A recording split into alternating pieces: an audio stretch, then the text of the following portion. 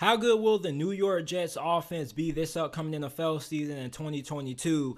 Mike LaFleur is going into year 2 as the OC for the Jets. And last year, this was an offense that ranked amongst the bottom of the league in almost every statistical category. And it was expected because it had a young rookie quarterback. You also dealt with a lot of injuries on the offensive line, at wide receiver as well. The Jets did a really good job of improving this offense and giving Zach Wilson a really good supporting cast. I already made a video or a segment talking about how great of a job that Joe Douglas and Robert Saleh have done this offseason of building this team up. Make sure that you guys go ahead and check that out. And this offense definitely should take some major leaps and bounds this year, regardless of how Zach Wilson performs. Because even if Zach Wilson performs horribly, this is still an offense that should at least be able to make some slight improvement.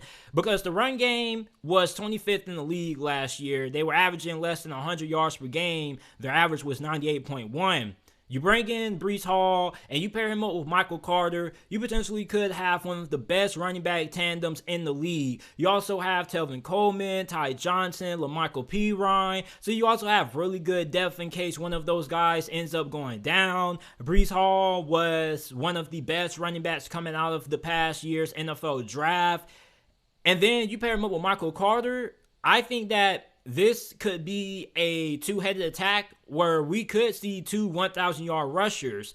And then the offensive line improved. You have George Fant, who's expected to get the start at left tackle. He took over for Mekhi Becton, who pretty much missed all of 2021. You brought in left guard Laken Tomlinson, who has already had some familiarity with this system because he was with Mike LaFleur during his time when he was on the 49ers staff. You're going to have right guard Alijah Vera-Tucker, who had a pretty good year last year. Mekhi Becton is coming back. He's expected to get the start at right tackle. Connor McGovern at center. This is an offensive line that looks on paper to be really good. With the offensive line improving, the run game should improve as well. So the run game definitely, I think, is going to be the biggest focal point of this offense. Everybody keeps talking about Zach Wilson. I understand that the quarterback position is the most important position in all of football. It's the only position where you have one player who touches the ball on almost every single play other than the center. However, people forget that Mike LaFleur is somebody who loves to run the football. And we already know what Kyle Shanahan and the San Francisco 49ers love to do. They love to run the football. So for the New York Jets, I don't think that this is just going to be this pass-heavy team. I don't think it's going to be a year where Zach Wilson's going to have to carry the team on his shoulders. This is still a team that's going to be predicated on running the football. They're going to use the run game to set up the passing game, and then they're going to try to take shots downfield via play action. And I think for Zach Wilson, his rookie season was underwhelming, to say the least. However, during the final stretch of the 2021 regular season, Zach Wilson's play did improve slightly. So I'm interested in seeing how he performs this year. I believe that he's going to end up having a pretty good year, but I don't think he's going to have to do as much as what people think, simply for the fact that this is still going to be a team that's predicated off how successful they can run the football. This is a team that's going to be physical. This is a team that also improved the wide receiver position. Zach Wilson didn't have much to work with when Corey Davis went down. Corey Davis was the team's best receiver at times. And the thing with Corey Davis has always been that he's always been a really good wide receiver. It's just that he is a really great wide receiver too. When you need him to be your wide receiver one, kind of hit or miss. And he only played in 9 games last year, so he missed a pretty big chunk of the season. But when he did play, he caught 34 passes for 492 receiving yards and had 4 touchdowns. You also have Elijah Moore, who as a rookie missed a couple of games as well. But when he's on the field, he was pretty productive. 5 touchdown grabs for 538 receiving yards and 43 receptions. Everybody's expecting him to have a breakout season. You also have rookie wide receiver out of Ohio State, Garrett Wilson, who probably is going to end up being the true number 1. He's really explosive, dynamic when he gets the ball in his hands. He is a big play ready to happen. You also brought in tight end CJ Uzomah. I like Uzomah a lot. I feel that he could end up being a breakout player for the New York Jets, because the reason why not too many people noticed how good Uzomah was when he was playing with the Cincinnati Bengals is because there were so many other good receivers in the passing game that were taking targets away from him, such as Tyler Boyd, T. Higgins, and Jamar Chase.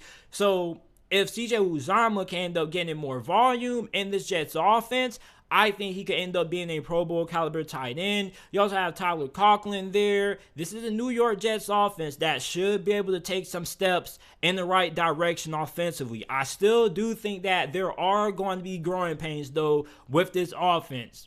I don't think this offense is going to end up being a top 10 offense, even at their best. I think that this is an offense that at their best or their highest moments, they could be a top 15 unit. However, I think that this is an offense that is going to have their struggles, because you got to remember that there's still a lot of youth in this lineup.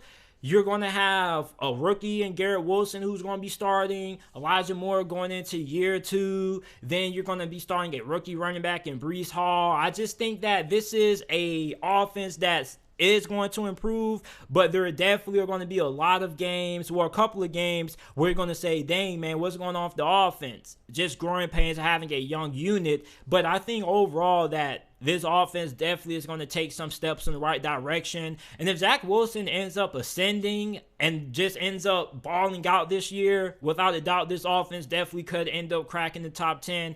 But for me, I expect this offense to be around 17th to 20th this year. And it's not really an insult. It's just that there's still a lot of pieces that we need to see grow and develop. We also have to see how healthy can everybody stay. So there are a lot of things that you have to take into account when judging and evaluating the New York Jets offense. Still doesn't take away that I think that this offense definitely is going to take some steps in the right direction, but it definitely is pretty young. You are going to have some growing pains here and there. And on top of that, I think for Mike LaFleur, he's still going to be growing as a play caller with the New York Jets, because last year he definitely could have done a couple of things better when it came to making things a little bit easier for Zach Wilson in his transition from the college game to the NFL game. So I'm interested in seeing how he improves, how he adapts going from year 1 to year 2 in 2022. So let me know how you guys are feeling about the New York Jets offense in 2022. I think they definitely have a lot of talented pieces. Breece Hall definitely could end up being in the running for Offensive Rookie of the Year. You're going to have Michael Carter there. These are two running backs that most definitely could end up going for 1,000 a pop. Especially Michael Carter. The dude is a monster. Mekhi Becton, when he's healthy, is one of the best offensive tackles in the game. So this is a unit that definitely has improved. It has the talent. We just have to see them be able to put those pieces together. And like I mentioned, this is an offense that, yes, it's young. So there are going to be some growing pains. There are going to be some games where we see Garrett Wilson pop. And there's going to be some games where we're going to be trying to figure out what happened to Garrett Wilson. There's going to be some struggles here and there. There's going to be a lot of ups and there's going to be a lot of downs this year for this Jets offense. But overall, this is an offense that should be able to take a step in the right direction in 2022 this season.